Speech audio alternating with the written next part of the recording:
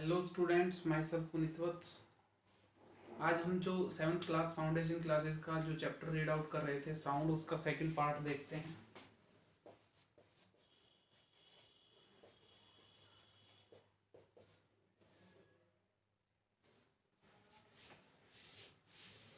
पहले हम साउंड के बारे में जान चुके थे, किससे प्रोड्यूस होती है, कैसे प्रोड्यूस होती है। अब नेक्स्ट टॉपिक है, हम वो उठाते हैं फ्रीक्वेंसी, एम्पलीट्यूड। इन चीज़ों के बारे में हम जान चुके थे, ठीक है। फिर भी रिलेशन जो आएगा वो हम बताएंगे यहाँ पे। अगर बात करें यहाँ पर साउंड की टाइप की, अकॉर्डिंग टू फ्रीक्वेंसी, फ्रीक्वेंसी के अकॉर्डिंग हम साउंड को 3 कैटेगरी के अंदर डिवाइड करते हैं। एक तो सोनिक साउंड के जो जिसको हम सुन सकते हैं, ह्यूमन बीइंग द्वारा जो सुनी जा सकती है, उस रेंज को रखा है। एक उससे नीचे की रेंज को रखा है इंफ्रासोनिक साउंड, और एक उससे ऊपर वाली रेंज को रखा है अल्ट्रासोनिक साउंड। सबसे पहले अगर बात करें हम, ह्यूमन ईयर है एक तरीके से,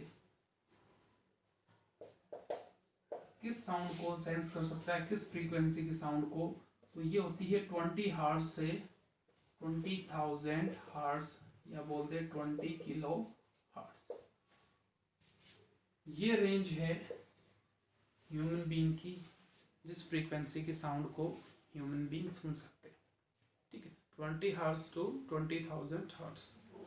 अगर इससे नीचे की बात करें, बिलो 20 हर्ट्ज, इसको बोलते हैं इंफ्रासोनिक साउंड। Infrasonic sound. अगर बात करें 20,000 हर्ट्ज से अबोव, ऊपर की, इसको बोलते हैं अल्ट्रासोनिक साउंड, ठीक है।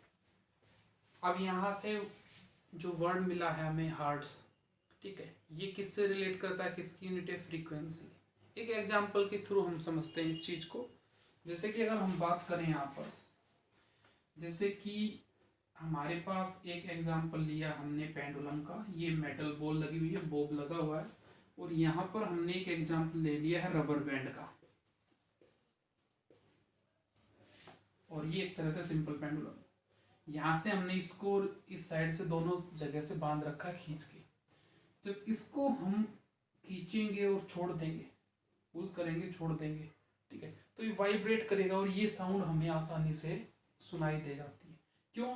क्योंकि ये साउंड है 20 हर्ट्ज से ऊपर और 20,000 हर्ट्ज से नीचे, मतलब इनके बीच की साउंड है जो ह्यूमन ईयर डिटेक्ट कर सकता है। उसके बाद अगर हम बात करें पेंडुलम की, तो पेंडुलम की फ्रीक्वेंसी क्या होती है, यहाँ पर 20 हर्ट्ज का मतलब है 20 वाइब्रेशन इन 1 सेकेंड, या 20 ऑसिलेशन इन 1 सेकेंड। यहां पर अब 1 सेकेंड के अंदर पेंडुलम 20 बार ऐसे नहीं करता।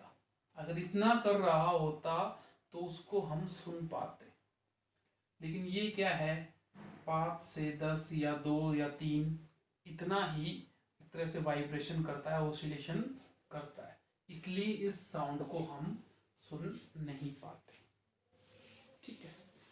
ना तो 20,000 हर्ट्ज से ऊपर की साउंड हम सुन सकते हैं, ना 20 हर्ट्ज से नीचे की साउंड है ह्यूमन बीइंग सुन पाते हैं, ठीक है। उससे आगे अगर हम बात करें, यहाँ पर अल्ट्रासाउंड है, उसका काम क्या हुआ, एक आध यूज देख लेते हैं। जो एक तरह से सोनार के लिए यूज होता है वहां पर, उसके अंदर अल्ट्रासाउंड यूज होती है, अल्ट्रासोनिक साउंड होती है। या हम अपनी ह्यूमन बॉडी को एग्जामिन करवाने जाते हैं तो अल्ट्रासाउंड करवाते हैं, सुना होगा आपने, ठीक है, वहां पर यूज होती है। इससे आगे हम पढ़ते हैं next term, propagation of sound. Sound कैसे प्रोपोगेट करती है, इस चीज को देखते हैं हम। हमारे पास जो मीडियम है, सॉलिड, लिक्विड, गैस, गैसेस या एयर बोल दो आप, वैक्यूम, इन मीडियम के थ्रू देखते हैं क्या साउंड ट्रेवल करती है या नहीं करती। सॉलिड के अंदर साउंड ट्रेवल करती है, लिक्विड के अंदर भी साउंड ट्रेवल करती है। एक्सपेरिमेंट के थ्रू भी आप इस चीज को समझते हैं। गैसेस के अंदर तो हम जो बोलते हैं आप तक आवाज जा रही है या आपस में हम बात करते हैं, तो गैसेस के थ्रू भी साउंड ट्रेवल करती है। वैक्यूम के थ्रू जहां पर कुछ भी नहीं है वहां पर साउंड ट्रेवल नहीं करती। इस चीज से हम क्या कंक्लूजन निकालेंगे? Sound needs medium for propagation. Propagation के लिए, ट्रैवल करने के लिए साउंड को एक मीडियम की रिक्वायरमेंट होती है। सॉलिड में मिल जाएगा उसको, लिक्विड में मिल जाएगा, गैसेस में मिल जाएगा, लेकिन वैक्यूम में मीडियम नहीं है वहां पे। ठीक है, तो इससे क्या कंक्लूजन निकाला हमने कि साउंड है उसको ट्रैवल करने के लिए मीडियम की रिक्वायरमेंट होती है। उसके बाद अगर बात करें हम रैंक वाइज, तो सबसे ज़्यादा साउंड है वो सॉलिड से ट्रैवल करती है, उससे कम लिक्विड, उससे कम गैसेस। मतलब कि स्पीड की यहाँ पर बात कर रहे हैं हम। सबसे जल्दी ट्रैवल करेगी सॉलिड से, उससे ज़्यादा टाइम लेगी लिक्विड के अंदर, और उससे ज़्यादा टाइम लेगी गैसेस के अंदर, और वैक्यूम के अंदर से तो ट्रैवल ही नहीं कर रही है। एग्जाम्पल भी देख सकते हो आप इसका, अगर सॉलिड की बात करें यहाँ पे, आपने देखा होगा ट्रेन आती हुई दूर से देखी होगी, ठीक है, या कभी कभी ऐसा होता है ट्रेन हमें दिखाई नहीं दे रही, काफ़ी पीछे है, 1.5-2 किलोमीटर के करीब है वहाँ पे। ठीक है, आपको पास फोन आया भाई उस स्टेशन से चल चुकी है, और आपको लगा कि हाँ भाई अब 2 किलोमीटर के पीछे करीब है, लेकिन हमें ट्रेन की आवाज़ है वो सुनाई नहीं देती। उसी केस में अगर हम जो रेलवे ट्रैक है उसके ऊपर अपने कान लगाएंगे, ठीक है, उस चीज़ को सुनेंगे, तो वहाँ पर हमें साउंड है रेल की, वो ट्रेन की आसानी से सुनाई दे जाए। वहाँ पर क्या हुआ कि जो वैसे ट्रेन की साउंड आनी थी अपने पास, वो बाई एयर आनी थी, जिसके अंदर स्पीड कम है एक तरीके से, ठीक है, अच्छे से वहाँ पे ट्रेवल नहीं करती। अच्छा मीडियम क्या है? जो रेलवे ट्रैक है, उस मीडियम के थ्रू, सॉलिड के थ्रू आसानी से अच्छे तरीके से वहाँ पर साउंड है वो ट्रेवल कर रही है। ठीक है बेटा, तो सॉलिड के थ्रू अच्छे से साउंड ट्रेवल करती है, उससे कम लिक्विड, उससे कम गैसेस। उसके बाद अगर हम बात करें यहाँ पर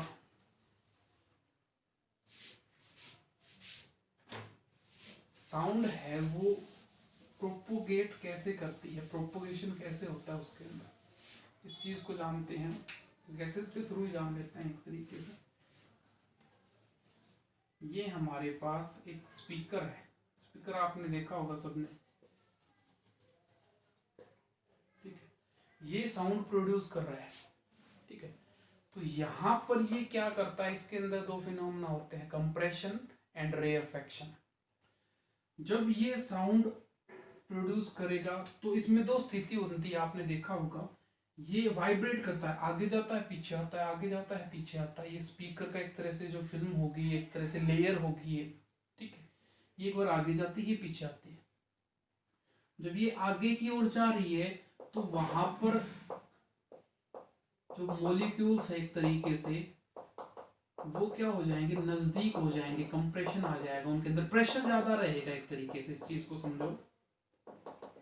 और जब ये इस केस में पीछे जाएंगे, ये तो आगे की ओर ट्रेवल कर रही है, ठीक है, जब इसी केस में जो ये पीछे की ओर जाएगा उसमें होगा रेयरफेक्शन, मॉलिक्यूल्स खुले रहेंगे यहां पर, फिर कंप्रेशन,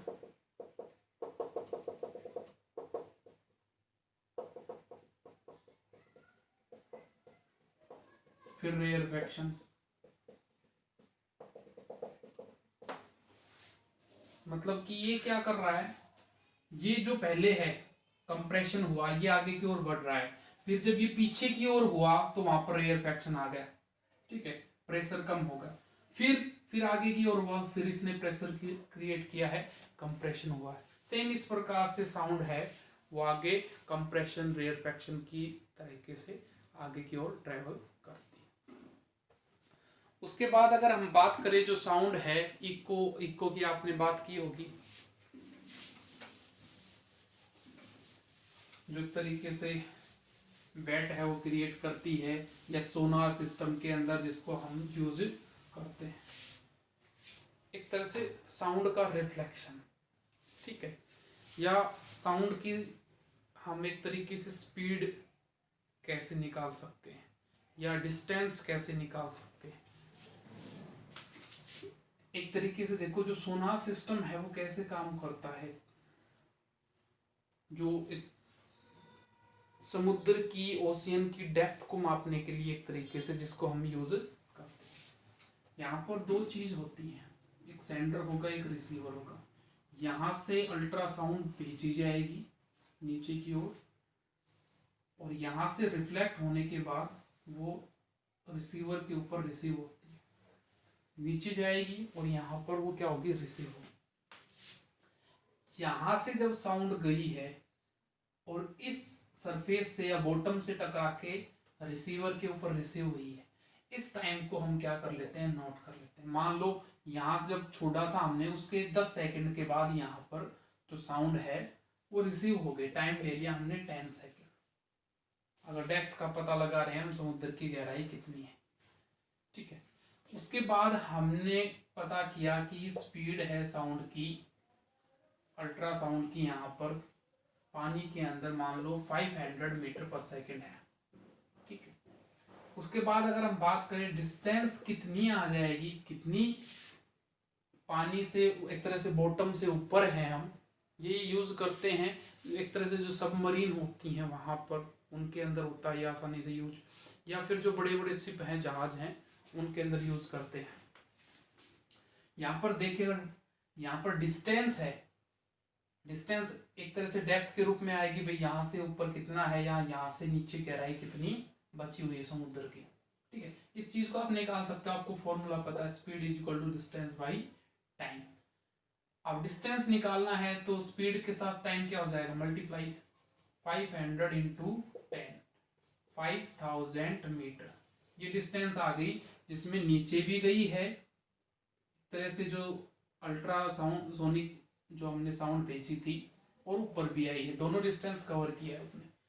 तो केवल एक साइड का डिस्टेंस चाहिए तो उसके लिए क्या कर देते हैं हम, 2 से डिवाइड कर देंगे, कितना आ जाएगा 2.5 किलोमीटर या 2500 मीटर। इस प्रकार से हम जो सोनार है उसके अंदर इको का यूज करके, ठीक है, रिफ्लेक्शन साउंड का यूज करके, अल्ट्रासोनिक साउंड का, और डेप्थ की गहराई है एक तरीके से, हम समुद्र की गहराई है वो हम माप सकते हैं, ठीक है। बाकी नेक्स्ट वीडियो में कवर करेंगे।